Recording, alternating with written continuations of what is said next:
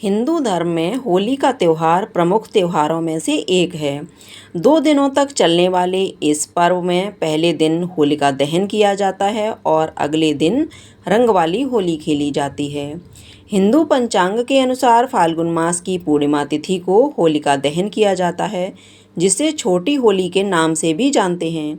और होलिका दहन के ठीक अगले दिन रंग वाली होली मनाते हैं। और इस बार होलिका दहन के दिन भद्रा का साया है, तो वहीं लोगों में होली के दिन चंद्र ग्रहण लगने के कारण शुभ मुहूर्त को लेकर लोगों के बीच में असमंजस की स्थिति है।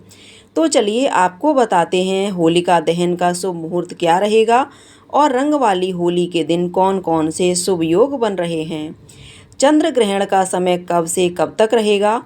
इस बार 13 मार्च गुरुवार के दिन होलिका दहन किया जाएगा और पूर्णिमा तिथि 2 दिन रहने के कारण, क्योंकि चंद्रोदय का समय 13 मार्च गुरुवार की रात को प्राप्त होगा, इसलिए पूर्णिमा का व्रत भी 13 मार्च दिन गुरुवार को रहेगा।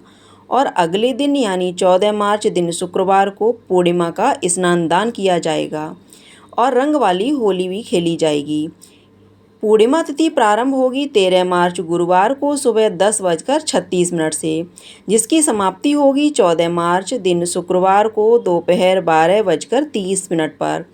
क्योंकि 14 मार्च को दोपहर में ही तिथि समाप्त हो रही है, इसलिए इस दिन केवल स्नान दान होगा। और 13 मार्च गुरुवार को भद्रा काल सुबह 10:35 से रात 11:26 तक रहेगी। और इस बार भद्रा का वास मृत्युलोक में रहने के कारण यह भद्रा पृथ्वी लोक पर बहुत ही अशुभ रहेगी।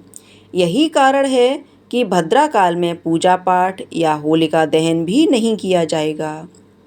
यहाँ तक कि होलिका की पूजा भी भद्रा की समाप्ति के बाद ही होगी। और होलिका दहन का मुहूर्त 13 मार्च गुरुवार को रात 11:26 से 12:30 तक रहेगा। होलिका दहन के दिन यानी पूर्णिमा व्रत के दिन सूर्योदय होगा सुबह 6:41 पर, सूर्यास्त होगा शाम 6:31 पर। 5:04 से 5:52 तक रहेगा भद्रा काल। जैसा कि आपको बता चुके हैं, सुबह 10:35 से रात 11 बजे तक रहेगा।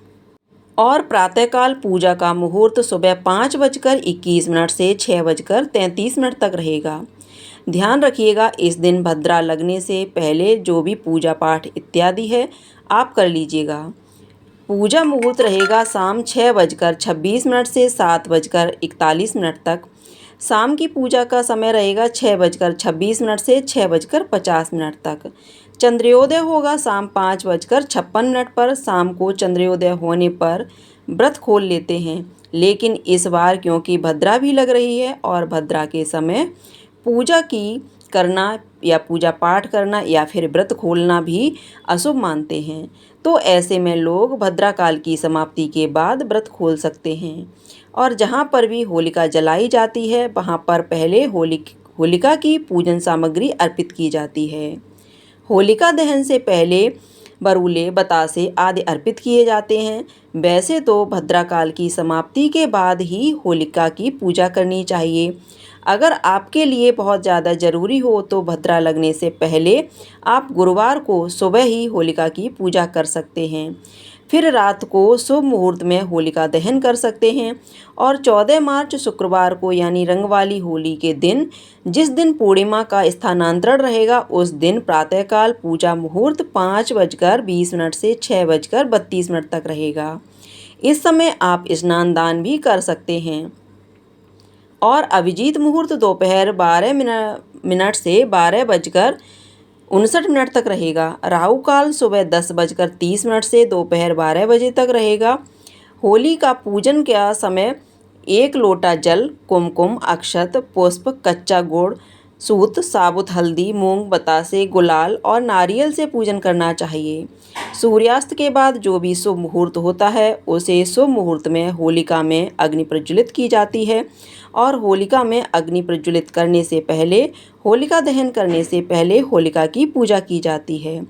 जो होलिका रखी जाती है, उसके चारों ओर कच्चे सूत को 3 बार परिक्रमा करते हुए लपेटा जाता है या फिर 5 या 7 बार भी लपेटा जाता है।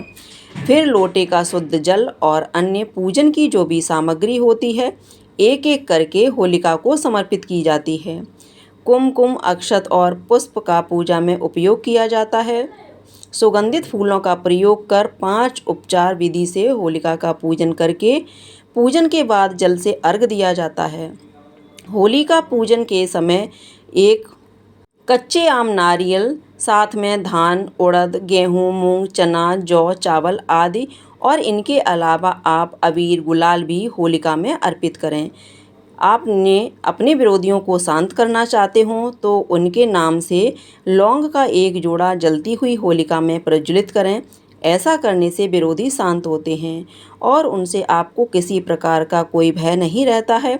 इस बार क्योंकि होलिका दहन के ठीक अगले दिन चंद्र ग्रहण भी लग रहा है, लेकिन क्योंकि यह ग्रहण विदेश में दिखाई देगा, भारत में इसका कोई असर नहीं होगा। इसलिए आप पूजा पाठ या जो भी काम करना चाहते हैं वह इस दिन कर सकते हैं।